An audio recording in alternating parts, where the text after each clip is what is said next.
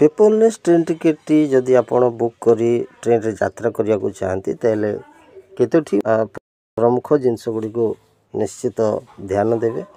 प्रथम तो smartphone T आपनकर निजर हेथिया दरकार, कारण ए स्मार्टफोन रे जेहेतु बुक करिवे स्मार्टफोन रे भी टिकेट आपन को शो करिया को पड़िबो टीटी को, तो निजर स्मार्टफोन थिबा दरकार।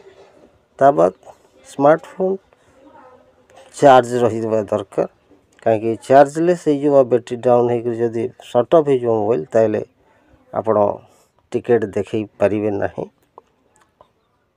ताबाद आपणकर यूपीआई पेमेंट सिस्टम जोटा कि फोन पे, गूगल पे, पेटीएम एटार पेमेंट सिस्टम आपणकर होउथबो। 3 नंबर आपणकर यूटीएस ऐप को इंस्टॉल करथिबे, जो थ्री आपण जेतले परमिशन जहाँ मागितो से खास करी लोकेशन टाको आपण एक्यूरेट मोड रे ऑन करबा को पड़िबो। 4 नंबर रे आपणकर यूटीएस ऐप रे रजिस्ट्रेशन करिथिबा दरकार। ए पर्यंत मु जहाँ सब कहली जदि आपणकर सब जाक ठीक अछि तेबे आगकू ए यूटीएस नाम आगे केमिति पेपरलेस ट्रेन टिकेट बुक करवा स्टेप बाय स्टेप आपण देखिए। वीडियोटी को स्किप करेंगे नहीं, नचेत जानीपर मूलर शेष पर्यंत देखते। आउ जदि वीडियोटी को भल लगे ताले निश्चित लाइक करेंगे, आउ शेयर मध्य करेंगे। कौन सी आपन सुझाव व सूचना देवाई आप कमेंट सेक्शन रे लिखिपारे। आउ एमती इनफॉरमेशनल एजुकेशनल वीडियो पाई मो चैनल टी को सब्सक्राइब करेंगे, जद्वारा बहुत इनफॉरमेशनल वीडियो आगू को देखिपारे।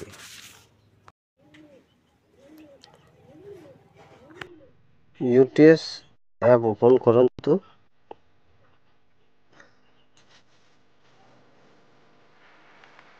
जर्नी टिकेट यात्रा करिवार अछि तेले जब normal book and travel paperless एपटे book and print paper ticket ए बाबद आज वीडियो नहीं, नेक्स्ट वीडियो रे पेपरलेस टिकेट से पेपरलेस ऊपर क्लिक करंतु।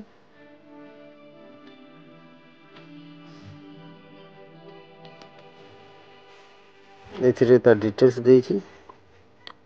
आपनकर location always high accuracy mode रे होइतबा द्वारा सेटिंग रे जाइकरी करि नियंतु। आउ स्टेशन रो बाहर ही यह संभव हो पारिबो, कहीं स्टेशन भीतर जदि सिपर के सुविधा था ताले जे कहीं भी गाड़ी चलता गाड़ी रे ट्रेन टिकेट बुक करके यात्रा कर टीटी को ठगी पारन। तेणु रेलवे भी बहुत होशियारी रे ए प्रकार कही लोकेशन ट्रैक करिवो। जदि स्टेशन बाहर अछंती तेबे तो आपन टिकेटटा मिल पारिबो, नचे मिल पारिबो नाही, ये ध्यान दे। यार गोटे बड़ ये जिनस ये टिकेट आपनकर कैंसलेशन रो चांसेस नाही। तेणु आसंतु बुक करवा केमती टिकेट देखो। आप कौटू कौटी जी लिखा है depart from station and going to station. आपण आरंभ स्टेशन धरतु ये संबलपुर रू आपण को बलांगीर दुआर अच्छी बलांगीर लिखे बलांगीर तापर नेक्स्ट ट्रेन कौटा अच्छी चेक करेंगे। ये गोटे देखा तो से आप ट्रेन इनक्वारी ये सुविधा अच्छी जानीपर। तो मुझे टिकेटा काटी नवार गोटे आपको देखा मत जीवार अच्छी Sambalpur to Balangir get fare रे क्लिक करी।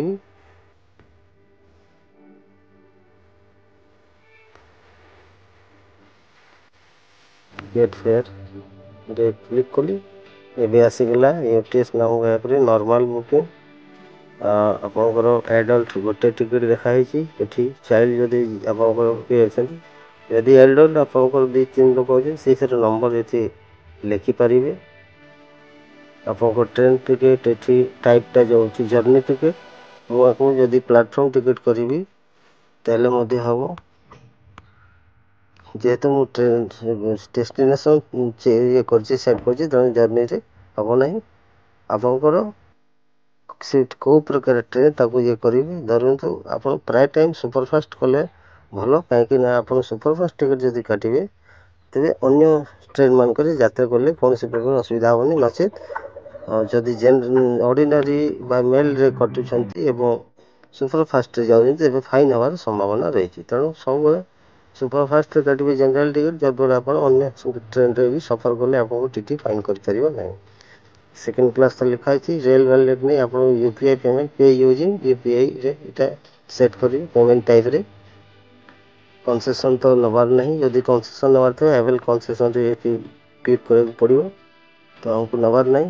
ଟିକେଟ୍ ସମୟରେ ଆସିଗଲା ଏଠି ସମ୍ବଲପୁର ଟୁ ବଲାଙ୍ଗୀର ଭାୟା ନାହିଁ। ଗୋଟେ ଆଡଲ୍ଟ 1 ଚାଇଲ୍ଡ 0 ଇ କ୍ଲାସ୍ ଟାଇପ୍ ସେକେଣ୍ଡ କ୍ଲାସ୍ ଅଛି ଏଇଟା। ଆଉ ticket type journey, train type superfast. Total fair 75 ଟଙ୍କା। ଏଠି ବୁକ୍ ଟିକେଟ୍ରେ କ୍ଲିକ୍ କରିବି। ତାପରେ ଆପଣଙ୍କର ଗୋଟେ ଆପଣଙ୍କର ପାସୱାର୍ଡ଼ ମୁଁ ଭୁଲି ଯାଇଛି, ତେଣୁ OTP ମାଧ୍ୟମରେ କରିବି।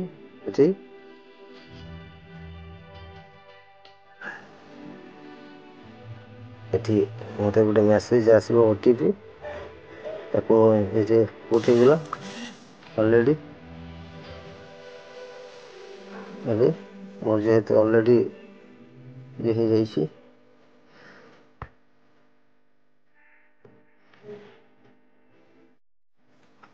ଦେଖନ୍ତୁ ଏବେ ଏଠି ମଲ୍ଟିପୁଲ୍ ପେମେଣ୍ଟ ଅପସନ୍ ଅଛି। UPI ଆମେ ସିଲେକ୍ଟ କରିଛୁ UPI, ତେବେ ଏବେ ପେ କରିବାକୁ ପଡ଼ିବ।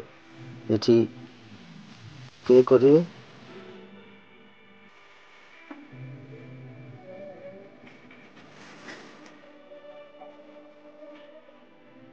ଆସିଲା ଆପଣଙ୍କ UPI ଯେଉଁଟା ଅଛି, UPIରେ ଏଇଟା ମୋର ଅଛି। UPIର ସିଲେକ୍ଟ UPI ଆପ୍। ଦେଖନ୍ତୁ ମୋର ଗୁଗୁଲ୍ ପେ, ଫୋନ୍ ପେ, ଏହିପରି ଯେମିତି ପେମେଣ୍ଟ କରନ୍ତି ଆପଣ ସେମିତି ପେମେଣ୍ଟ କରିବେ।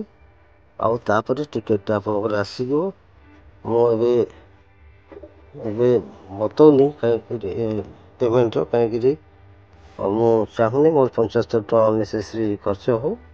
ତେଣୁ ଏହି ହିସାବରେ ଆପଣ ପେମେଣ୍ଟ କରି ସାରିଲା ପରେ ଟିକେଟ୍ ଅଟୋମେଟିକଲି ଆପଣଙ୍କର ଫୋନ୍ରେ ଆସିଯିବ ଏବଂ ସୋ ଟିକେଟ୍ରେ ଆପଣ ଦେଖିପାରିବେ।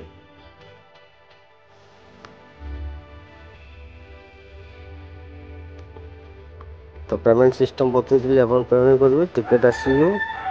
ଆଉ ଟିକେଟ୍ ଆସିଲା ପରେ ଆପଣଙ୍କର ଏଠି ଚେକ୍ କରିବେ କେମିତି ସୋ ଟିକେଟ୍ ଯେତେବେଳେ ମାରିବେ ଟିକେଟ୍ ଦେଖାଦେବ।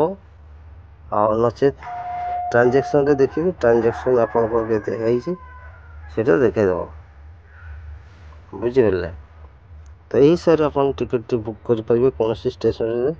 ହଁ, ବାକି ସବୁବେଳେ ଆପଣଙ୍କର ଟ୍ରେନ୍ ଚେକ୍ କରିକି ଯାଆନ୍ତୁ, କାହିଁକିନା ଟିକେଟ୍ କାଟିବାର 1 ଘଣ୍ଟା ପରେ ଆପଣ ଯାତ୍ରା କରିବାକୁ ପଡ଼ିବ। ଆଉ ସେ ଟ୍ରେନ୍ରେ କେଉଁଟା ଅଛି ସେ ଟ୍ରେନ୍ରେ ଯାତ୍ରା କରି ଟିକେଟ୍ଟା ନେଇଯିବାଟା ଭଲ ହେବ। ତ ଭିଡ଼ିଓଟି କେମିତି ଲାଗିଲା ଆପଣ ନିଶ୍ଚିତ ବତେଇବେ କମେଣ୍ଟ ସେକ୍ସନ୍ରେ। ତ ଆଜି ପାଇଁ ଏତିକି। ପୁଣି ଗୋଟେ ନୂଆ ଭିଡ଼ିଓକୁ ନେଇ ଆସିବି। तब तक के लिए जय हिंद, धन्यवाद।